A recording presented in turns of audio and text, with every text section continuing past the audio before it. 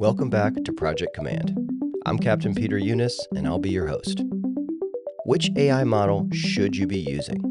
There's a lot of hype right now around artificial intelligence. ChatGPT, Claude, Gemini, Grok, everybody says theirs is the best. But what are the actual strengths and weaknesses of each one? Which one is best for writing? Which one is best for research? Which one is best for real-time information or deep analysis? And how do you know which one makes the most sense for you in the fire service? In this episode, we break down the major AI models in simple terms, explain what each one does well, and where they fall short. But before we get into the episode, I have a very exciting announcement. My book, Project Management in the Fire Service, which is the first and only book about specific project management in the fire service, is available now on Amazon in paperback and on ebook.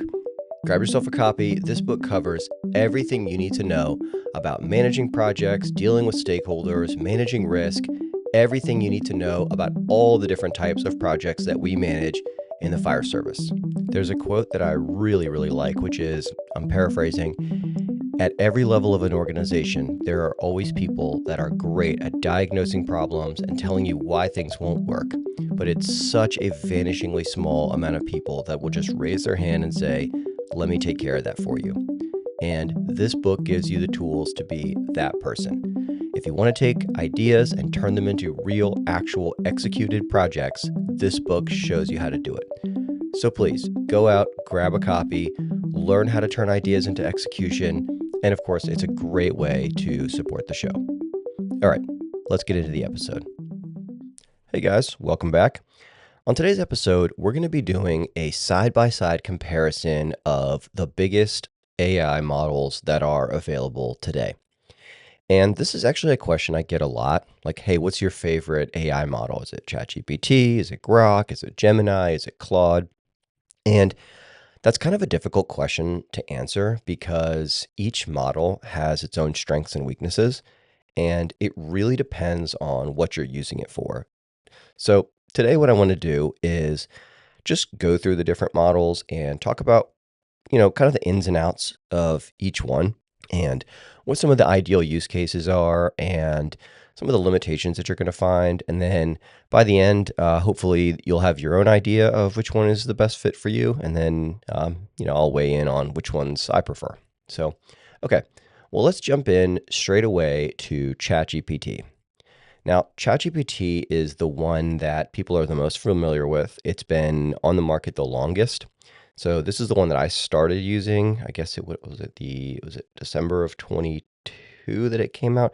Anyways, like right at the end of 2022 is when this came out. Now, there are some advantages to being the first mover, and the biggest advantage that ChatGPT has is that it has the largest amount of users. It's got the biggest name recognition, the most people using it, and that's really important because the way these models are trained is they every time you interact with it, every time you ask it a question or give it a prompt or tell it to create an image or whatever, it learns from that interaction. So the more people that are using it, the more opportunities it has to learn. So if you have the AI model with the most users, that means that you have the AI model with the most opportunities to learn and improve. So that's definitely a feature that ChatGPT has, and because of that, it tends to have a lot of the sort of bells and whistles that a lot of, regular AI users are used to finding. So that's things like advanced voice mode. And so, you can hit the little, there's a circle with some squiggly lines in it. You can hit that button and actually have a conversation with an AI. So basically you talk, it converts what you said into text, enters it into the LLM. The LLM then replies in text, which is then converted into voice. So it has advanced voice mode. You could pick different voices. It is able to create images.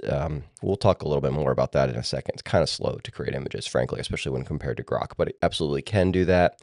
And it has the widest community support, tutorials, templates, workflows, all that kind of stuff. So because it's been around the longest, it has the most, the strongest community and the strongest support around it. Like there's people that have written about it. There's people that are coming up with ChatGPT specific templates. So it's, I don't want to call it the giant in the industry because, there's some others are, just as big or whatever, or at this point they're just as big. But, the real advantage it has there is the largest user base, the most time in the market, most time to adapt, lots of features.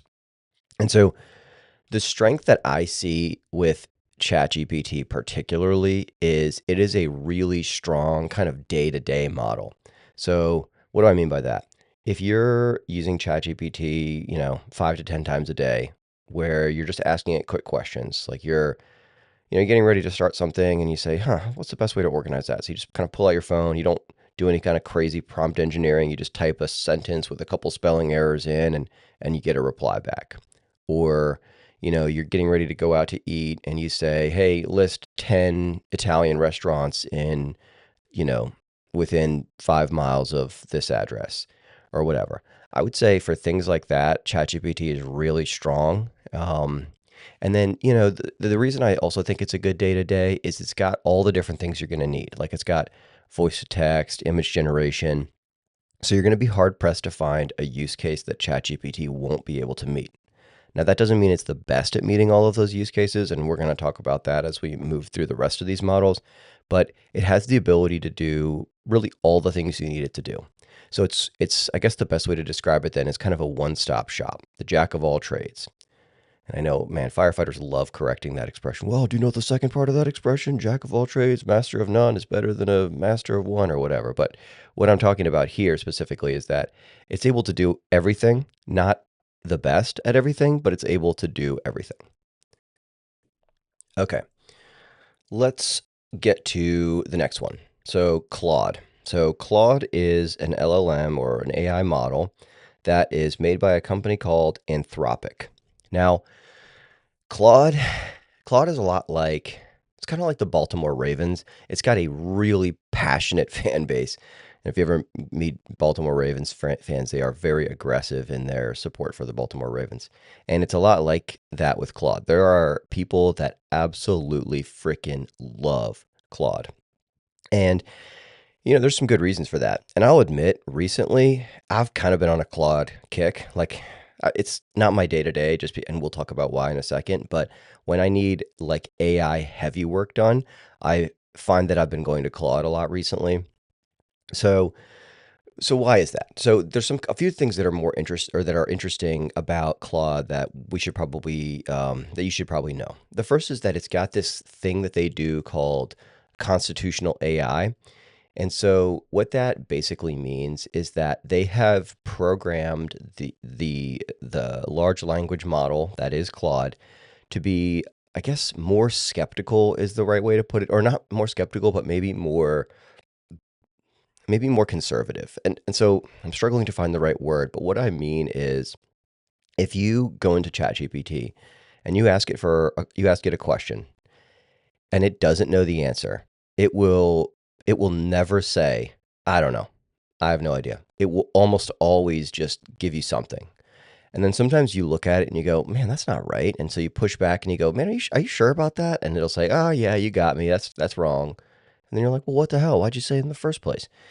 Claude is much, much less likely to do that. Claude is a lot more aware of its limitations and it will tell you, like, hey, I don't think I'm going to be able to do a good job with that, or I don't know that.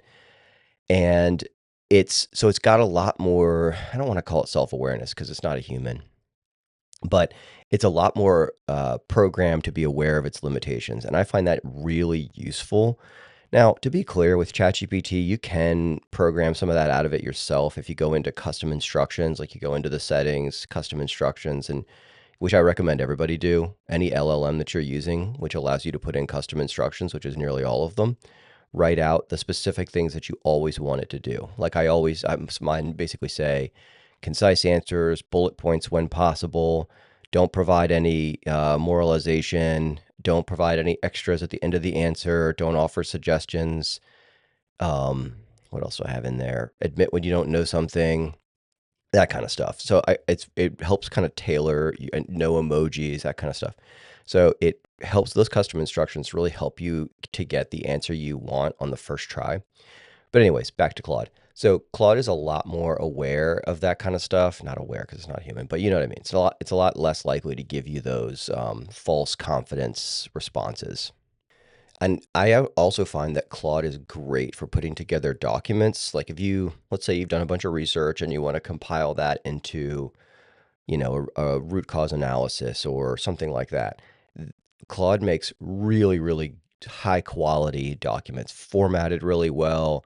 Just, you know, you can grab it and run with it right away, which is rare in with AI. Usually you have to iterate multiple times, but I find that Claude makes really, really high quality documents. It's also great at following complex multi-step instructions. So, and this is probably where it stands apart from its peers the most, I've found. If you're giving a prompt which has, multiple different iterations or multiple different steps. And so a good example of that, I had to do some research for I was doing an impact analysis for the fire department I work for. And so I wanted to research a bunch of, supply chain issues, like where the source of different things was.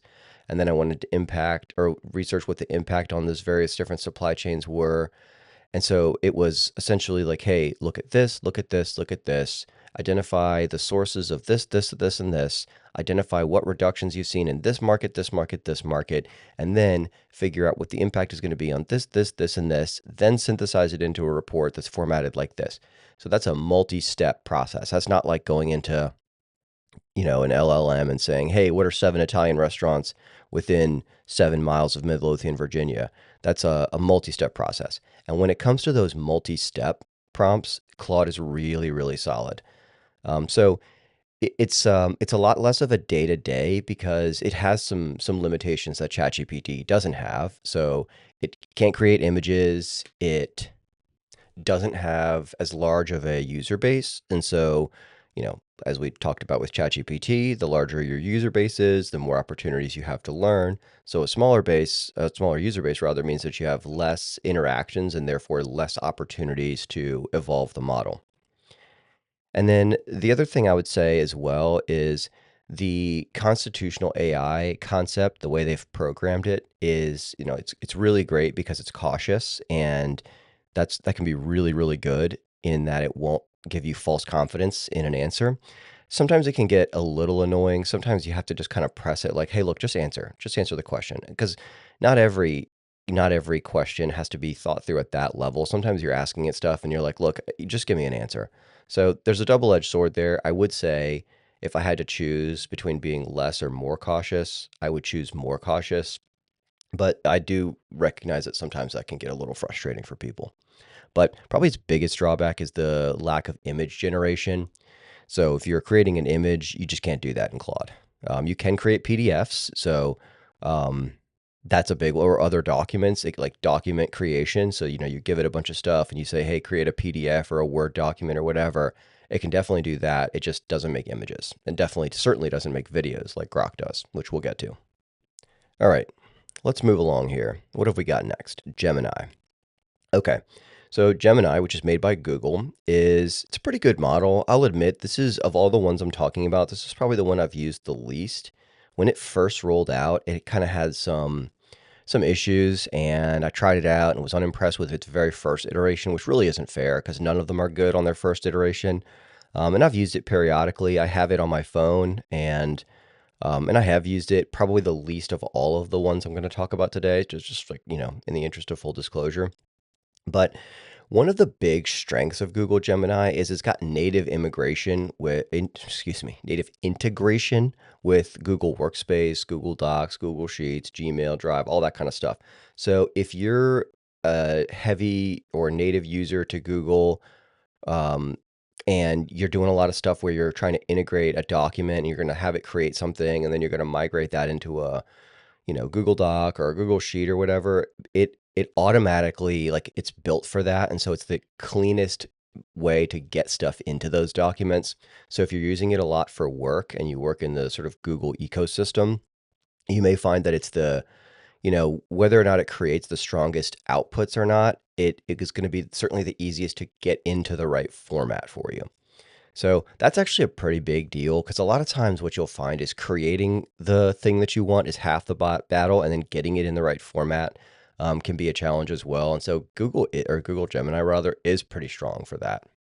Now, another great feature of Gemini is that it can do all of the sort of bells and whistles. It can do video, audio, images, text, all that stuff. And so um, just like Grok or ChatGPT, you could have this be your day to day. It could certainly serve as a one-stop shop.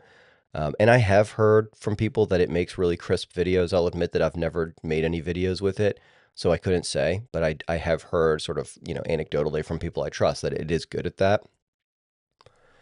The, you know, One thing about Gemini that I've found is most people are using the free versions of all these apps, which is, by the way, totally reasonable. I would, and we'll talk about that at the end, but like when you should consider upgrading and which one you should get. But as far as the free version is concerned, I would say the Gemini free version is pretty weak compared to the other ones. Not terrible or anything like that. I mean, it's still very useful, but if you're just comparing like free version to free version to free version to free version, the Gemini free version, I would, in my opinion, lags behind the rest.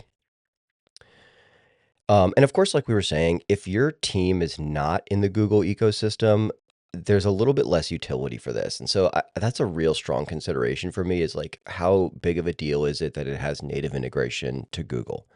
If that's something that's really important to you, Gemini is probably going to be the right LLM for you.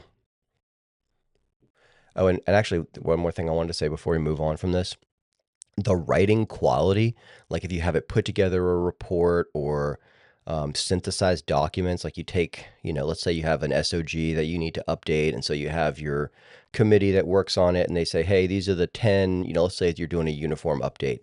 You have a uniform policy from a few years ago. You get a committee together and they say, hey, we want these 10 things changed in the new version of the SOG. So the document synthesis is you say, hey, whichever LLM, here's the old version of the SOG, rewrite to incorporate these changes. And so that's document synthesis. So with document synthesis or document generation, I have found that, and also heard from other people, that Gemini is probably the weakest when it comes to its writing skills. So keep that in mind, especially when you compare it to something like Claude, which makes just absolutely phenomenal documents. So yeah, that's just something to keep in mind. Okay, let's move to Grok. Now, Grok, which is it's owned by XAI. This is Elon Musk's outfit. It's unique in that it has real-time access to X, which is formerly known as Twitter.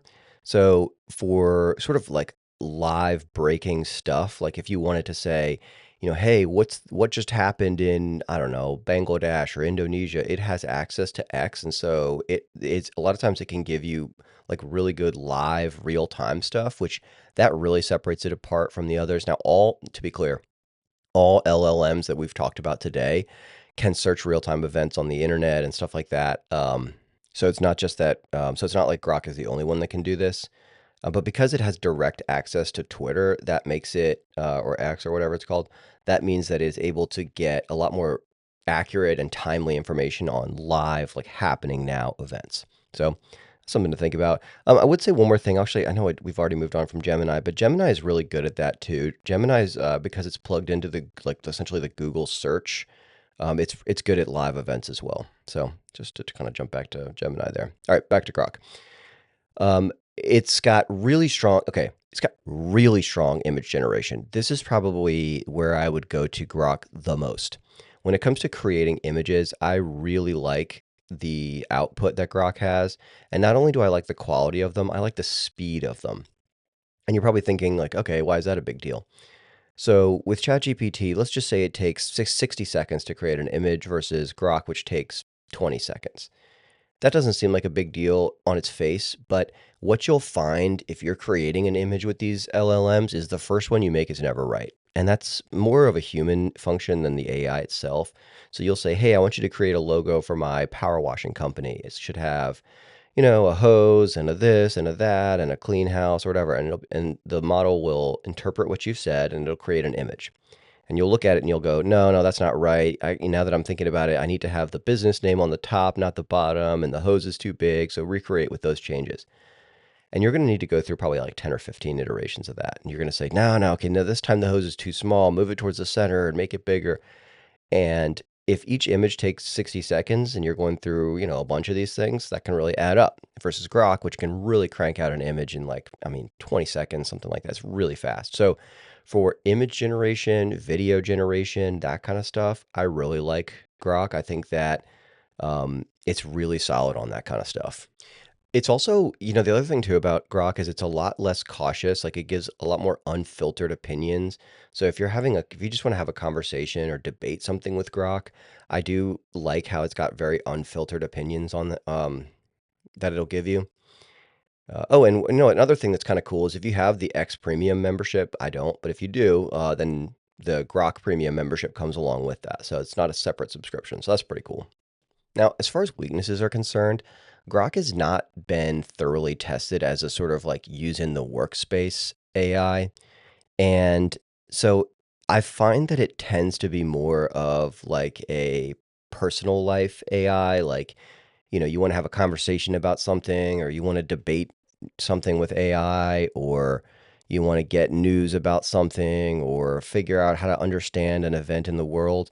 I think it's great for stuff like that. I think where it falls short is, create a spreadsheet that shows apparatus, dates they were purchased, and blah, blah, blah, blah, blah. That kind of stuff, it is not as tested.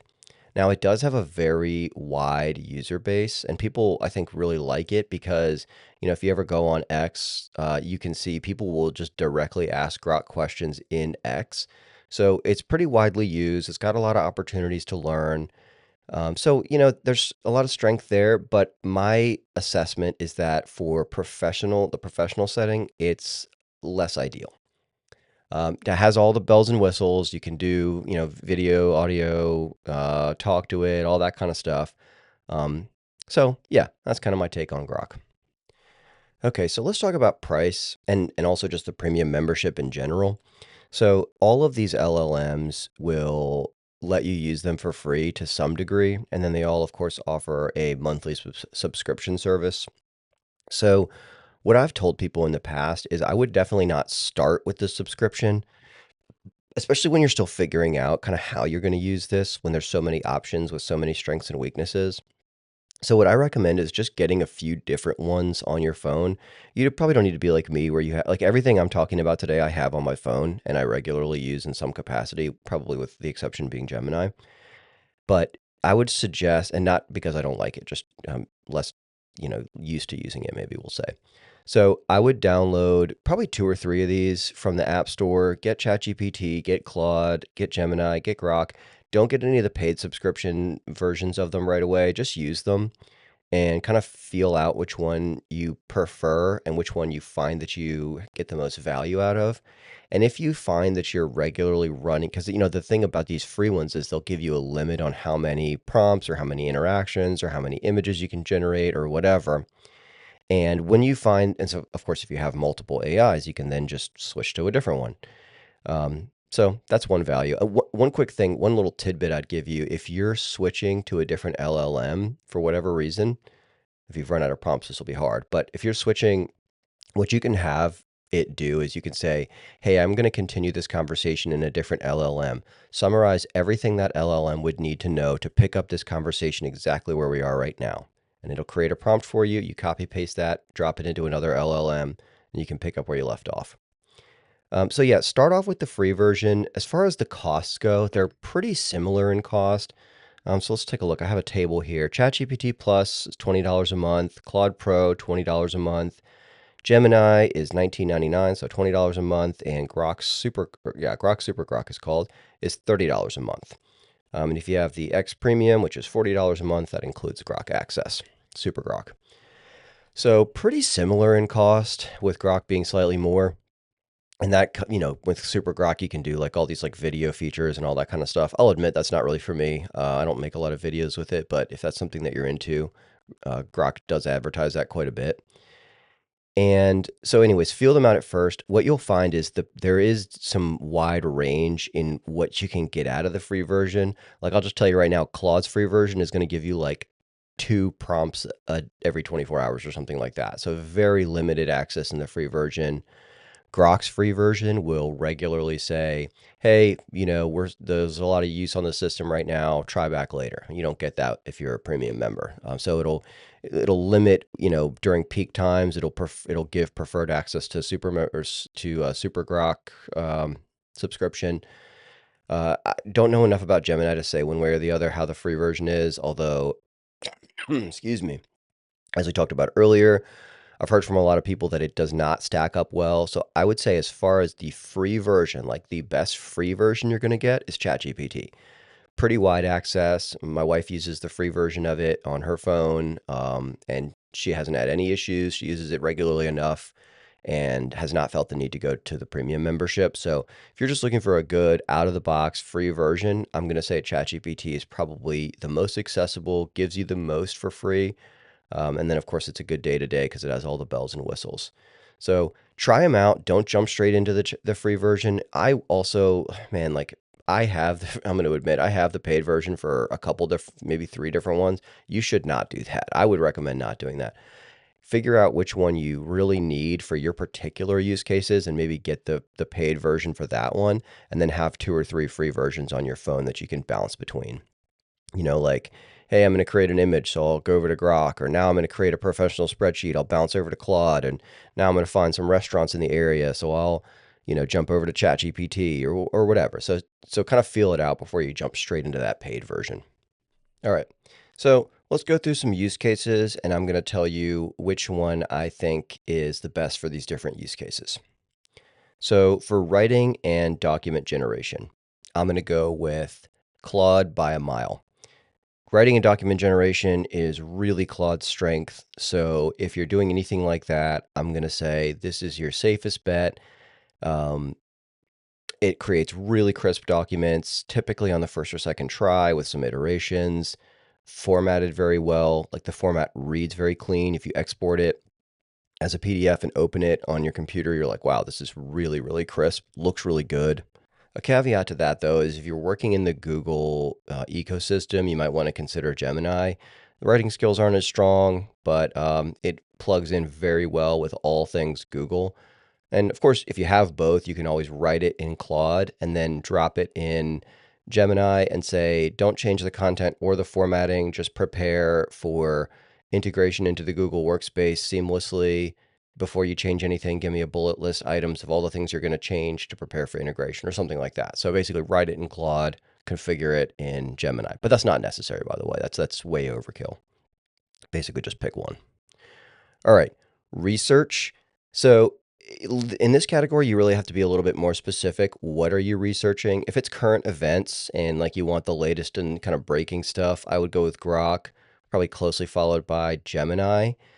If you're looking for deep research, like I was doing the other day on supply chain disruptions, I would go with either Claude or probably ChatGPT as the runner-up. My preference there would be Claude for professional kinds things like that. You'll find Claude takes a lot longer with its answer, like a lot longer. ChatGPT, even when it does its longer answers, will come back with something in a minute. Sometimes Claude will think for like 5 or 6 minutes on something, which maybe this is just like, my bias, but I'm like, oh man, it's thinking really hard. It's going to give me a good answer. But then it does come back with a really solid answer. So yeah, I would say, for depending on the kind of research, if it's professional research, probably go with Claude or ChatGPT. If it's breaking, like live events kind of stuff, Grok's probably your best option. All right, data analysis. I'm going to go with, for this one, again, it kind of depends. If it's spreadsheets, that kind of stuff, probably ChatGPT is your strongest. If it's something Google related, like you're having it analyze some Google Sheets or Google Drive things, I would say Gemini. If it's current event stuff, social media trends, that kind of thing, social media trend analysis or whatever, I would go with Grok. Claude for policy gaps, like, hey, research this policy or research the downstream impacts of this or that, I would go with Claude. So kind of all over the place there, but I do want you to understand that when it comes to research, not all, or when it comes data analysis, rather, when it comes to data analysis, not all data is the same. So it really depends. Generic spreadsheets, ChatGPT, Google stuff, Gemini, trendy social media stuff, Grok, and deep policy analysis type of thing, Claude. All right. Multimedia, so creating images or creating text, I'm going to go with Grok by a lot on this. Video, video images rather, go for Grok. Probably with ChatGPT as a runner-up. Claude is not even in the running because it's text only, but I would say not probably, definitely Grok by a mile on that. And lastly, for day-to-day use, I just got to go with ChatGPT. Maybe it's because I'm the most comfortable with it and I've been using it for a long time, but I would go with ChatGPT because it can do everything. The outputs are pretty good for everything. Like it can make good images, it can give, solid answers. It's got a large user base which trains it regularly, and there's no feature it can't do. So if you're looking for something fast and a one-stop shop, ChatGPT just cannot be beat there. And again, that doesn't mean it's the best at everything. In fact, I think we've pretty meticulously detailed what it's not the best at. But as far as just like if you just have one on your phone and you're going to use it for everything, that's probably your safest option. All right, I want to end here with a couple little, I don't even want to call it safety things, but just things to be aware of with AI, because sometimes because it can do so many incredible things, we sort of forget that it is just a machine. It's just a predictive text machine. It's just literally just using vast quantities of data and information that it's trained on to predict the next word in the sentence, very similar to how texting works on your phone when you're texting and it's looking for the next word to recommend to you. Very similar to that, except instead of, being trained on a small amount, it's being trained on a tremendous amount of data. So it's not magic. There's not a genie or anything like that. So it can make mistakes, and you should not trust it implicitly. You should be skeptical. It makes mistakes all the time, even the best ones for the best use case. I was doing some stuff with Adobe InDesign, and I was taking pictures of the screen and uploading it into a couple different models to say basically like, hey, what do these settings need to be? What is this? What is that? And all of them made repeated mistakes, just because they all have limitations, like I said. So do not trust them implicitly. Be skeptical. And a lot of times people will say they're best to be used with something that you already kind of know at some level. Like, for example, if you're having, ChatGPT design a rocket ship for you and it gets the calculations wrong, I mean, how the hell are you going to know unless you're, unless you design rocket ships? But if you're having it, put together a training plan for teaching ground ladders and it says something crazy, you're going to know, right? You're going to look at it and you're going to go, well, that's not right. So if you're using it inside your area of expertise, you're better able to kind of figure out what's not right and what is. So that's just something I've found. That doesn't mean you can't use it for things outside of your area of expertise. It just means be cautious. Don't be afraid to have LLMs check each other. Like have it create a summary of its answer and drop it into a different model and say, hey, is this right? Or can you double check this? Yeah, that's another cool little tool. Also, just as far as data security or personal security is concerned, be cautious about what you put in these things. They will all tell you that they are, good with privacy and they protect this, they protect that. But I'll be honest with you, I'm skeptical. So just be mindful of like personal information you're putting in there. We've all seen all these different data breaches here, data breaches there. I don't know. I'm leery about putting in a bunch of personal information, and certainly work and stuff. Do not put sensitive or confidential information into these things because it will use that information to train the model. So if you're putting in sensitive work, financial information, that is going to go into how do the models train. That doesn't mean it's necessarily going to go to somebody else and say, hey, look what so-and-so put in. But that information is now out in the ecosystem.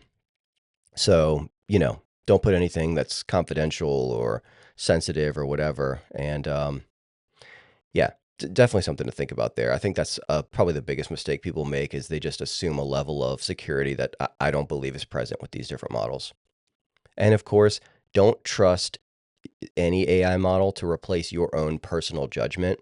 Because again, this is a predictive text and it's trained on a lot of information, but it doesn't understand human interactions the way humans do. And it's just got serious limitations. It looks like it's got, a 250 IQ or whatever. And in some capacities, it's brilliant. And in other capacities, it has no understanding of certain things. So don't replace your personal judgment. Use it to enhance your judgment. So if you're getting ready to roll new technology out, have it do an impact analysis and say, hey, what are the impacts of, switching to this staffing system going to be? And it might say, oh, well, it'll have this impact on this system and it'll cost this much more or whatever. Great information to support your judgment. And then you can look at those things and evaluate the impact or the importance or whatever. But don't replace your judgment with it. It's not built for that. And, I think we've all seen in the news plenty of people that have supplanted their personal judgment with AI and it's not gone well for them. So, just like any tool we use, it can and will fail. All right. I don't feel like it would be fair for me to end this episode without telling you guys who I think the winner is.